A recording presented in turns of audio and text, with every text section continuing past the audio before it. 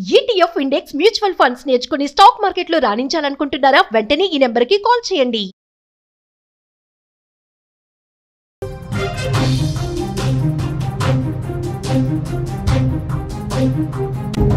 మీరు స్క్రీన్ మీద చూస్తున్నారు టేకాఫ్ కి ముందు ప్రమాదానికి గురైన అహ్మదాబాద్లో కుప్ప కూలిపోయిన విమానానికి సంబంధించిన టేకాఫ్ కి ముందు రన్వే పైన విమానం ఎగురుతున్న వీడియో ఒకసారి ఫుల్ ఫ్రేజ్ చూపించమని మా ఆన్లైన్ లెటర్ అడుగుతున్నాను. ఒకసారి చూడండి, టేకాఫ్ కి ముందు ఈ విమానం ఎలా టేకాఫ్ తీసుకుందో చూడండి. ఒకసారి టేకాఫ్ అయ్యే సమయంలో బోయింగ్ 787 విమానం టేకాఫ్ అవుతున్న సమయంలో వీడియో ఇది. ఒకసారి చూడండి, ఇక్కడ టేకాఫ్ అవుతోంది వీడియో. మీరు వీడియోలో చూడొచ్చు చాలా స్పష్టంగా ఇక్కడ సీసీ కెమెరా రికార్డ్ చేసింది. ఎయిర్పోర్ట్లో ఉన్న అహ్మదాబాద్ ఇంటర్నేషనల్ ఎయిర్పోర్ట్లో ఉన్న సీసీ కెమెరాలో ఫ్లైట్ టేకాఫ్ అవుతున్న వీడియో చూసారు. చూడండి, కొద్దిసేపటికే ఫ్లైట్ కింద పడిపోతుంది. ఒకసారి టూ బాక్స్లో చూద్దాం రెండు వీడియోస్ని. ఒకసారి రన్వే పైన ఉన్న వీడియో చూడండి, ఫ్లైట్ టేకాఫ్ అవుతుంది. సరిగ్గా ఒక 40-50 సెకండ్ కౌంట్ చేస్తూ ఉంటే మనకు 1 2 3 4 5 6 7 8 9 10 11 12 దిగడం స్టార్ట్ అయింది. 13 14 15 ఒకసారి చూడండి, కరెక్ట్గా నేను 15 కౌంట్ చేసే లోపే విమానం పైకి ఎగిరి రన్వే నుంచి పైకి ఎగిరి నేను లైవ్లో ఇప్పుడు కౌంట్ చేసే ప్రయత్నం చేశాను. కరెక్ట్గా 15 కౌంట్ చేసే లోపే విమానం కిందికి వచ్చేసింది. మళ్ళీ తిరిగి నేలపైకి రావడం స్టార్ట్ అయింది. చూడండి ఒకసారి వీడియో చూడండి. రెండు బాక్స్లో మీకు కనపడుతున్న టూ బాక్స్లో ఒక బాక్స్లో టేకాఫ్ అయిన తర్వాత విమానం కిందకి రావడం, ఒక బాక్స్లో టేకాఫ్ అయిన విమానం కింద పడ్డ తర్వాత పేలిపోవడం. రెండు వీడియో చూస్తున్నారు మీరు.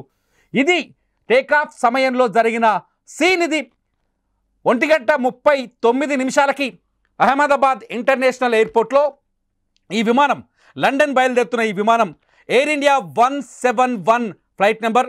ఇది బోయింగ్ 787 అతిపెద్ద విమానం. ఈ విమానం టేకాఫ్ అవుతున్న సమయంలో వీడియో చూస్తున్నారు మీరు. కరెక్ట్గా ఎయిర్లోకి వెళ్ళిన 15 కౌంట్ నేను 15 చేశాను. ఒక 20 సెకండ్లు 30 సెకండ్లు వేసుకోండి. 30 సెకండ్లలోనే ఈ విమానం ఊహించని విధంగా నేల కూలిపోయిన సీన్ ఇది. ఈ సీన్ చూస్తే మనకు అర్థమవుతుంది. సాధారణంగా ఫ్లైట్ ఎగిరిన తర్వాత పైకి వెళ్ళిపోతుంది ఎయిర్లో. దాదాపు 250 కిలోమీటర్ల వేగం ఉంటుంది. ఫ్లైట్ టేకాఫ్ అయ్యే టైంలో 250 కిలోమీటర్ల వేగంతో, గంటకి 250 కిలోమీటర్ల వేగంతో ఫ్లైట్ టేకాఫ్ అవుతుంది. టేకాఫ్ అవుతున్న సమయంలో చూడండి వీడియో, గాల్లోకి అలా ఎగిరింది అంతే, ఇమ్మీడియట్లీ కిందకు వచ్చేసింది. ఆ టైంలో మనకు ఒక పారామీటర్ తెలుస్తుంది. 625 ఫీట్ల పైకి వెళ్ళిపోయింది విమానం. అంటే టేకాఫ్ అయిన తర్వాత 625 ఫీట్ల పైకి వెళ్ళిపోయింది. 625 ఫీట్లకు వెళ్ళిన తర్వాత ఒక్కసారిగా డౌన్ అయింది. అప్పటికే ఫ్లైట్లో ఉన్న పైలట్స్, ఇద్దరు పైలట్స్ ఉన్నారు ఫ్లైట్లో.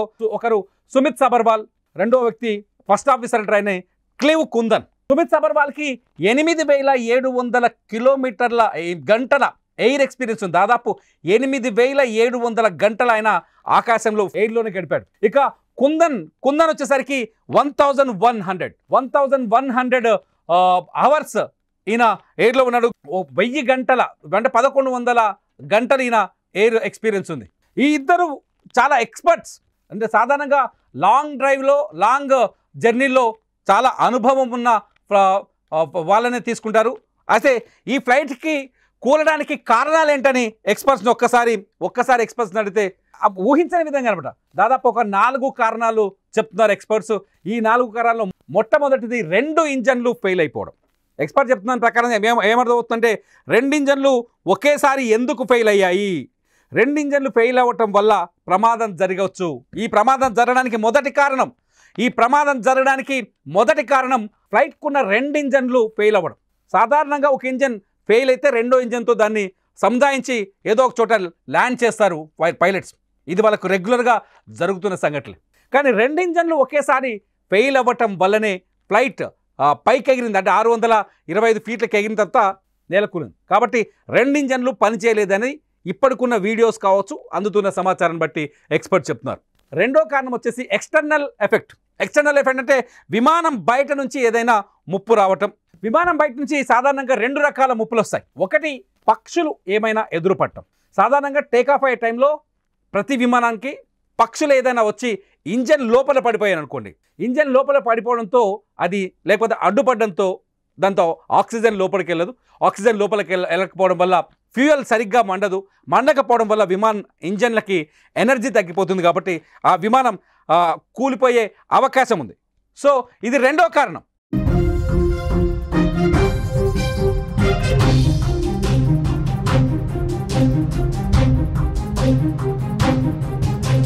మూడో కారణం వచ్చేసి వెదర్, వాతావరణం అనుకూలించకపోతే. ఇది కూడా ఎక్స్టర్నల్ ప్రాబ్లం అయింది.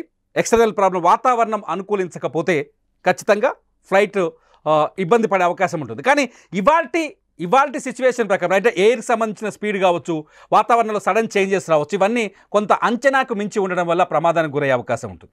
కానీ ఇవాళ అహ్మదాబాద్ వెదర్ రిపోర్ట్ను చూస్తే మూడో కారణం ఇక్కడ కుదరలేదో అనిపిస్తుంది. అంటే వాతావరణం అనుకూలంగా ఉంది, ఫ్లైట్కి అనుకూలంగా ఉన్నట్టుగా కనిపిస్తుంది. నాలుగోది వచ్చేసి పైలట్ ఎర్రర్. నాలుగో కారణం వచ్చేసి పైలట్ ఎర్రర్. సాధారణంగా టేకాఫ్ని సరిగ్గా చేయకపోవడం, టేకాఫ్ నియమాలు పాటించకపోవడం వల్ల కూడా ఇటువంటి ప్రమాదం జరిగే అవకాశం ఉంటుంది. కానీ ఇక్కడ పైలట్ ఎర్రర్ అని చెప్పడానికి ఆస్కారం లేదు. ఎందుకంటే ఈ ఫ్లైట్లో ఉన్న ఇద్దరు పైలట్లు చాలా అనుభవజ్ఞులు.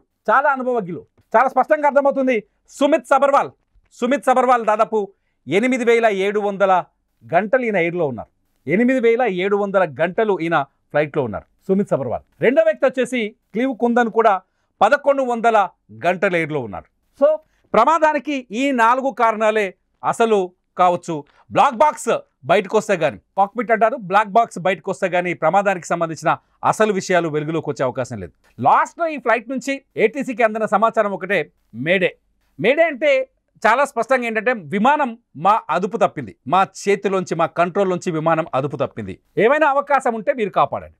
మ్యాక్సిమం మేడే అని చెప్పిన పైలట్లు ఎప్పుడైనా మేడే సమాచారం అందించారంటే ఆ ఫ్లైట్ ఇంతవరకు బచాయించిన చరిత్ర లేదు. విమానాన్ని కంట్రోల్ చేసే శక్తి ఎవరికి ఉండదు చెప్పండి? ఏటీసీకి కూడా ఉండదు, అప్పటికే దాటిపోద్ది. మేడే అని చెప్పడం వెనుక ఇంకా మేము ఈ విమానం పూర్తిగా మా అదుపు తప్పింది, కంట్రోల్ తప్పిందని చెప్పడమే అని ఎక్స్పర్ట్స్ చెప్తున్నారు. సో ఈ 4 కారణాలు ఇవాళ 243 మంది ప్రాణాలు, ఫ్లైట్లో ఉన్న 243 మంది క్రూ, 2 పైలట్లు, 169 మంది ఇండియన్స్, 53 మంది లండన్ వాళ్ళు, 5 ఇంగ్లాండ్ బ్రిటిష్ వాళ్ళు, 7 పోలాండ్ వాళ్ళు, 1 కెనడాకి సంబంధించిన పౌరుడు ఒకతను, అంతా కలిసి ఒక నర్సు.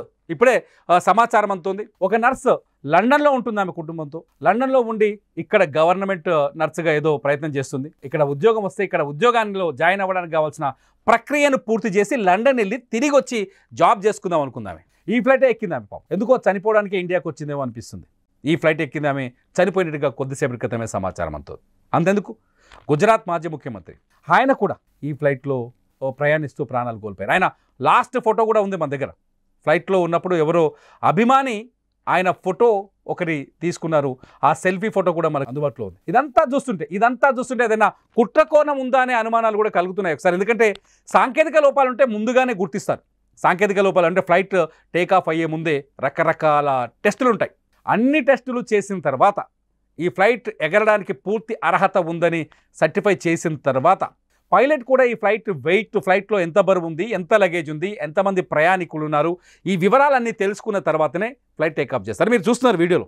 పైలట్ ఎర్రర్ ఒకవేళ ఉంటే అటువంటి ఎర్రర్ ఉండే అవకాశం ఉంటుంది. టేకాఫ్ నియమాల్ని పాటించకపోవడం అంటారు వీటి. టేకాఫ్ నియమాల్ని సరిగ్గా పాటించకపోవడం వల్ల కూడా ఇటువంటి ఎర్రర్స్ వచ్చే అవకాశం కనిపిస్తుంది. 100% ఈ 4 అంటే మొత్తానికి ఈ 4 తప్పులే కారణం అనిపిస్తుంది.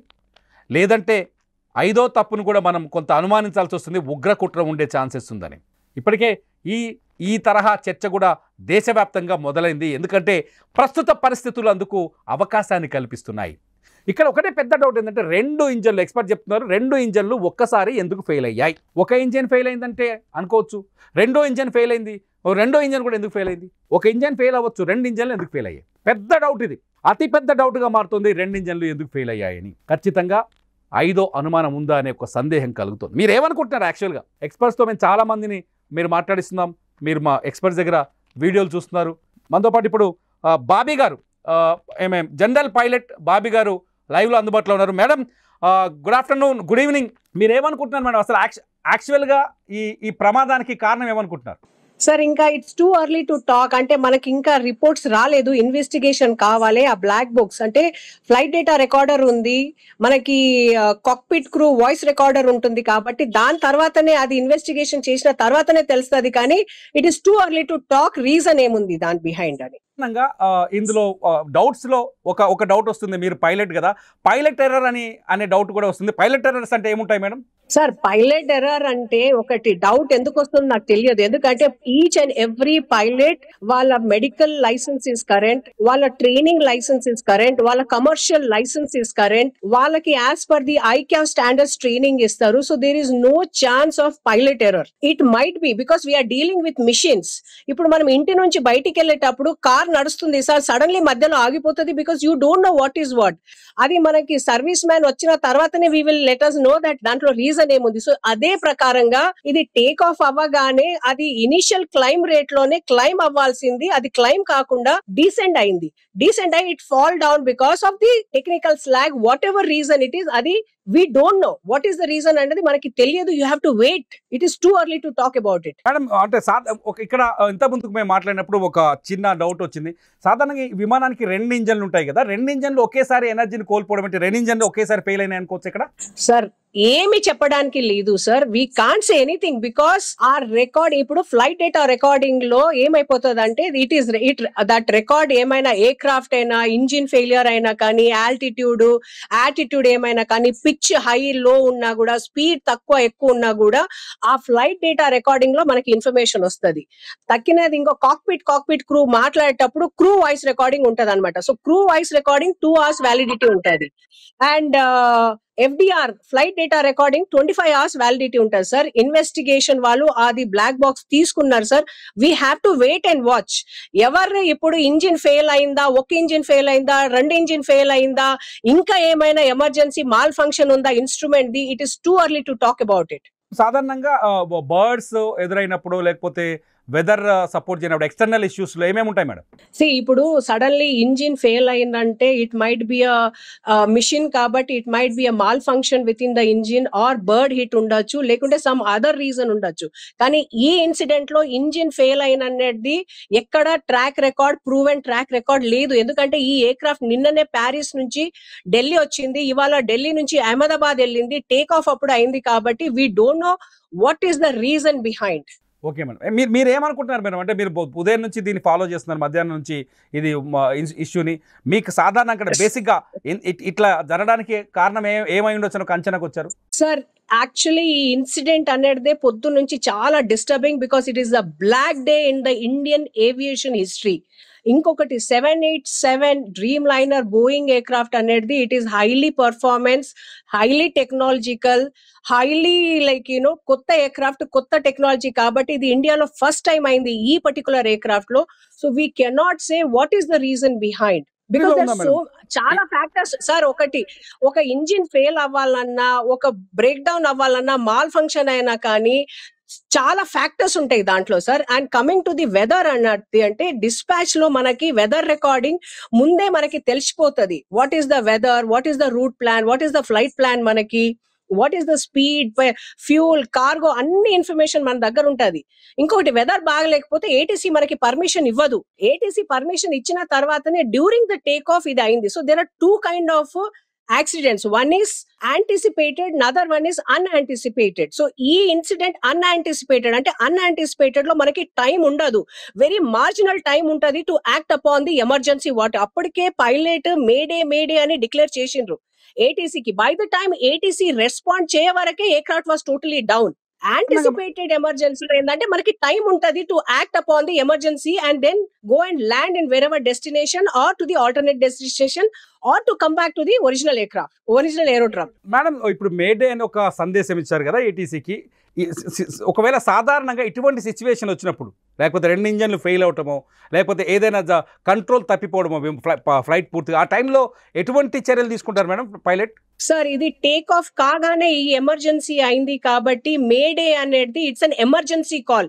ఎమర్జెన్సీ అంటే you don't have a time, you have to come back. కానీ ఎయిర్ క్రాఫ్ట్ ఇనిషియల్ క్లైమ్ లోనే క్లైమ్ చేయలేకపోయింది. సో అది ఏ ఫ్యాక్టర్స్ ఉందో వీ డోంట్ నో. కాబట్టి ఆ కెప్టెన్ ఏం చేసిండంటే ఇట్స్ అ మేడే అని అన్నాడు. By the time he could think and act upon it, the aircraft was down. ఆ కెప్టెన్ నిజంగా ఆయన్ని గుర్తు చేసుకుంటే మేడం చాలా ఎక్స్పీరియన్స్ ఉన్న వ్యక్తి Sumit Sabharwal 8,700 hours in air.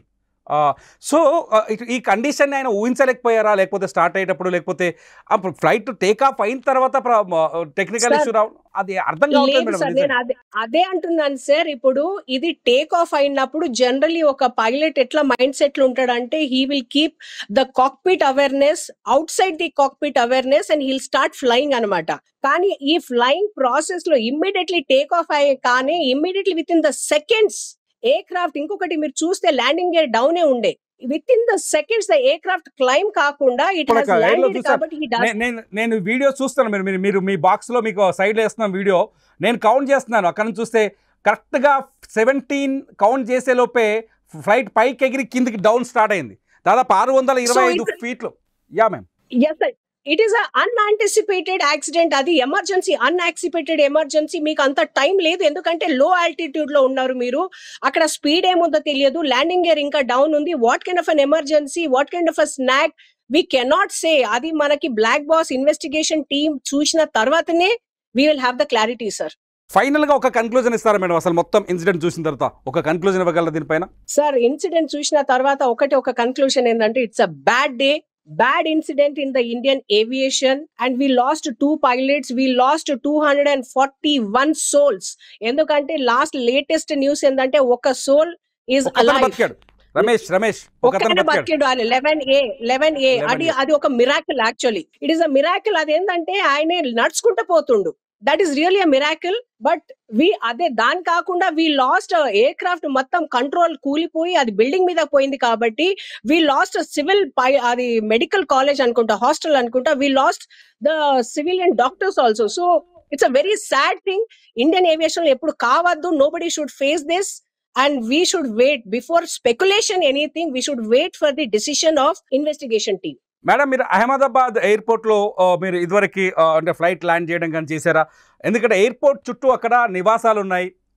మనం చూస్తున్న ఒక గూగుల్ మ్యాప్ లో కనిపిస్తున్న కూడా city almost airport parade ground చుట్టూ కనిపిస్తున్నాయి. అక్కడ పక్షులు ఉండే అవకాశం ఎక్కువగా ఉందని కొందరు అనుమానాలు వ్యక్తం చేస్తున్నారు. ఇటువంటి chances ఉన్నాయనుకోవచ్చా?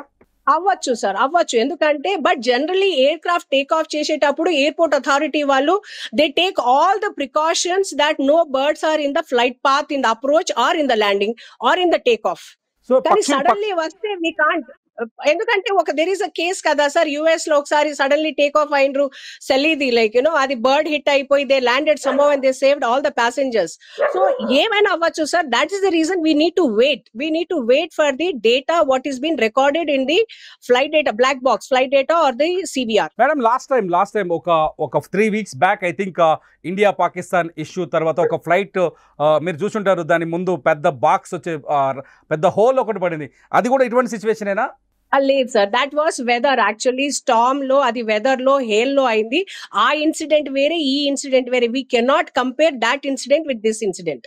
Thank you so much madam. Incident లో మనకి ఆ ఇన్సిడెంట్ లో ఏంటంటే anticipated, when we were in the air they had time to act and they had time. ఇది టేక్ ఆఫ్ అప్పుడే. కాబట్టి జనరల్లీ ఫ్లైట్ లో ఏంటంటే ఆల్టిట్యూడ్ ఉంటే we can think and we can act upon it and మనకి time ఉంటది. ఇక్కడ time లేదు.